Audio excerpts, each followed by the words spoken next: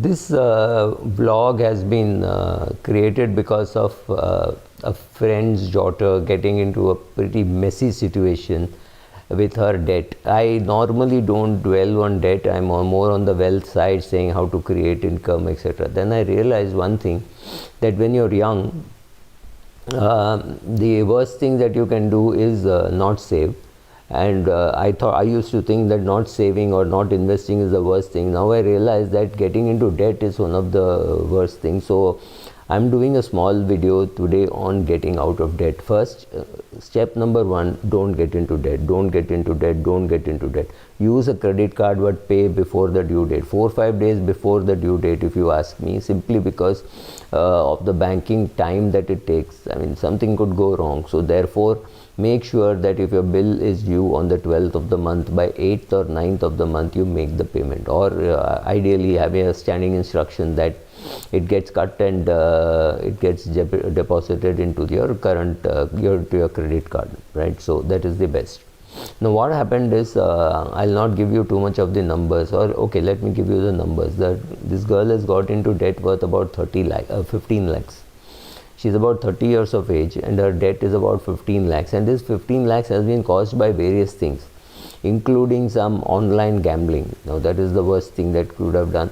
She had a standard of living by which she was spending a lot of her money, and she was earning well, make no mistake. It's not that only the poor people get into debt. She was earning very well by any standards. She's about 30 years of age and she was earning about 17-18 lakhs, which is not bad. I mean, I'm sure there are people earning much higher, but there are many people earning much lower. So about 18 lakhs, living with her parents, which means there was no real compulsory cash flow. She didn't have to pay for rent, she doesn't have to pay for food, she didn't have to do anything of that sort. She would travel and traveling was official, so there was no travel related expenses for her. Though yes, she would take vacations. She had not decided about her marriage, so she was staying with her parents, and she had not bought a house, so no asset building had happened. So some investment she was making in direct equity, in which she claimed she was earning money, and only on an investigation we found the truth. I'll come to it quickly. And she had started doing some F&O stuff thanks to the relationship manager in her brokerage account. I'm not naming the brokerage account because I think it is easy to name the brokerage account and the relationship manager for what happened, but 100% of this mistake lies with the girl. So I'm not getting into, and then I'm not naming the brokerage firm. So the in that brokerage firm, she had started doing small trades in F&O, and she lost money. When she lost money, her complete portfolio got wiped out. Her father had initiated some SIPs for her, and SIPs in direct equity, that got completely wiped out first, and then the mutual funds got withdrawn wherever there was no lock-in. So her ATC had a lock-in, so that could not be withdrawn, but other than that, everything else was wiped out, including a bank RD which she had. That was everything was wiped out because of the F&O losses which she had made. She had also somehow stumbled, which she does not admit, but I think it was a case of trying to earn some money gambling so that the F&O losses could be paid for. But since the F&O losses couldn't be paid for, the best way to repay the F&O loss was to borrow money on the credit card. So she had borrowed money on the credit card. So all things that could go wrong had gone wrong for this girl, and it's not as though she was a very bad girl or something. She had studied well, she had a decent job, she was earning well, and here she was in a big mess. She had lost about, like I said, the total loss may have been 12-13 lakhs, but along with interest, she owed the market something like 15-16 lakhs. Completely incidentally, her father found out when he asked her for her CIBIL score. She had no clue about her CIBIL score. So her father said, let us look at your CIBIL score. Then when he looked at the CIBIL score, her father was a finance professional, so he quickly jumped and said, what the hell is happening? You have no borrowings, you have nothing. What have you done? Then he picked up her credit card statement and she was paying the minimum. So he asked her, why are you paying the minimum? She said, that is what I have to pay, right? She didn't know that that was the minimum to be paid. Actually, the amount to be paid in the bill is the total figure that you see, right? Not the minimum to pay. That will be 10% of the amount. So if 2 lakhs is your bill, then it will say 23,000 or something like that. Or if 20,000 is your bill, it will say 2,000. 2,000 is not the amount to pay. The amount to pay is 23,000. Or in case it's a 2 lakh rupee bill, it's a 2 lakh that has to be paid, right? So whatever your bill that had to be paid, that perhaps she didn't know or she was pretending. I'm not very sure about that. But I probed further. When he spoke to me, I probed further and I said, this is not the bad, this is not debt caused by just credit card not being paid on time. Check out. Then we found that, the girl also came into the picture now, that she had borrowed money also on her credit card, and which was very shocking for a person who has never borrowed in his life. So he said, what the hell have you borrowed for? Then going to the transactions, he realized that she had lost money in F&O, and to pay that she had sold off all her debentures, all her shares, all her mutual funds, everything was liquidated. She went to zero assets, and then she had borrowed something like 75,000, 80,000 on the credit card to pay for the balance, and she still owed the broker some money, and the broker was charging interest on that, and it was a complete mess. The advantage is the father could write a single check of 15 lakhs and pay off. It was a percentage of his net worth, but it was a small percentage. Maybe his net worth was about 5 crores, so this would have been 3%. Does it hurt? Of course it hurts in terms of cash flow. But it came at a time when the market was at least high, so father could just sell off something and say last year I made 25 lakhs trading profit, out of which he was paying 15 lakhs. So your mind likes it when you know that you have earned some money from the market, which you look like free money, and usme se thoda ja raha hai. So it didn't really hurt him very badly financially. But yes, of course, 15 lakhs is big amount of cash flow for any middle class parent. Father, mother both were earning, so they could definitely afford it, and they suddenly realized that their daughter had got into this mess. That's the time when it also came out that the daughter also had perhaps alcohol problem, though it was not coming out, but the father was quite shocked to realize that she was drinking. Now, drinking is not so bad, but like the father said, I could trust my daughter, but I couldn't trust the alcohol in her head. So which meant that she could be losing money also because of something like that.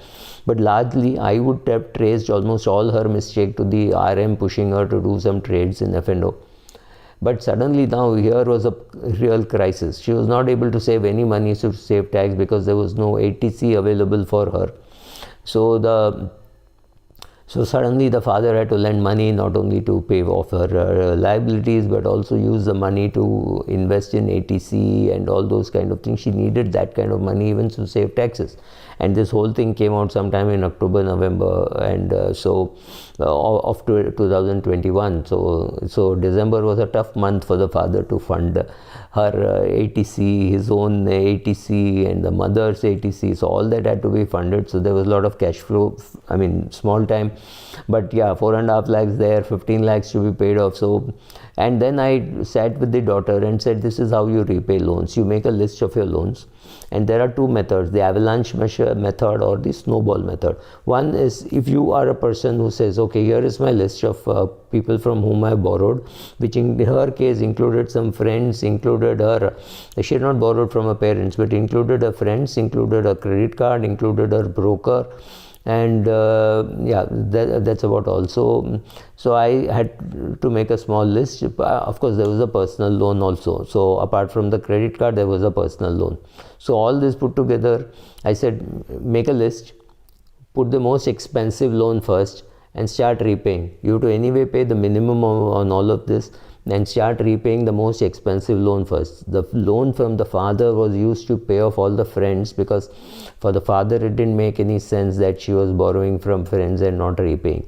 So that loan went to, father's loan went to repay this, and other loans went to repay the most expensive loan first, and then the less expensive. So the broker loan, the personal loan was the most expensive, the broker loan, and then the credit card loan. Imagine credit card loan looked cheaper than the other loans.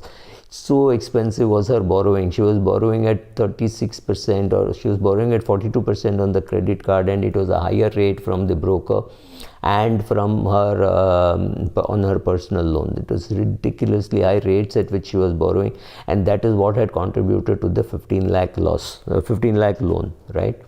So this is what we started. So the father's loan was used to pay off the friends. That still left her a loan with the others. So I suggested to the father that both father and daughter should repay the loans quickly.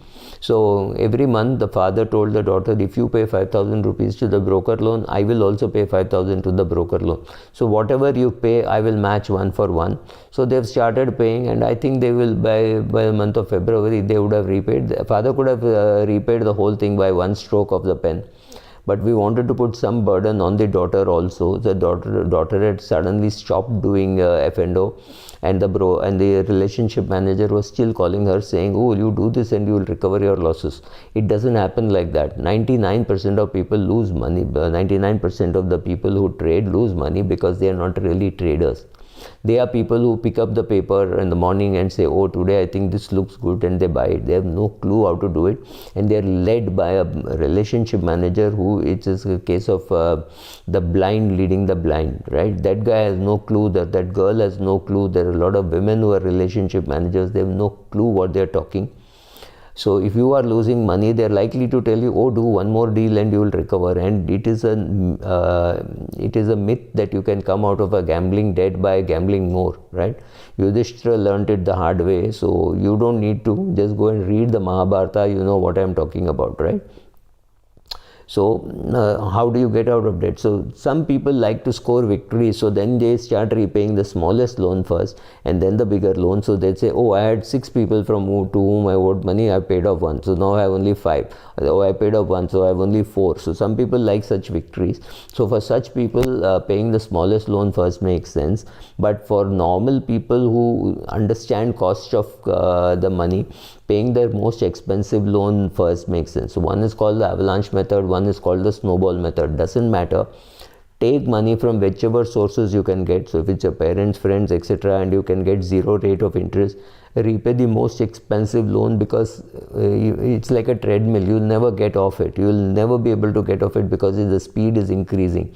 So if you have any such debt, repay that first. Then repay this, and keep a check on your CIBIL score on a regular basis. See whether somebody else is not misusing some of your credit score, right? So make sure that nobody else is misusing. Make sure that there is no card which has reached home which you are not using and they have started charging you for it, right? So just cutting the card is not enough. You have to go and tell them that you are not using, you don't want it, and they should not charge you. And if they have charged you something, they should reverse it. Because even if it's just 400 rupees, because you have not paid, every month some 3%, 4% interest will get added, and that effectively is 42%. So end of the year, that same card which you were not using, on which you paid 400 rupees as charges, will have another 400 rupees as charges, plus another 140 rupees or 150 rupees of interest, which becomes 1,000 rupees. 1,000 rupees becoming 1 lakh is not very far away, right? So that is what happens. Be very careful about your credit score. Make sure that only those loans which you have taken, if any, is mentioned. Only those credit cards which you are using is mentioned, right? Make sure you don't delay payments on rent, on telephone bills, etc. That is the only way to preserve your credit score at a high level. You have made a mess of your credit, no problem. Use all these methods mentioned above. Repay the loan. Start rebuilding your reputation, which means your credit score. Any score above 850 is very good. So try aiming for something like 800 at least. So 750 is very good. So stick around that. At least be above 750. Anything below 750 should set alarm bells for you. Be very careful. Thank you.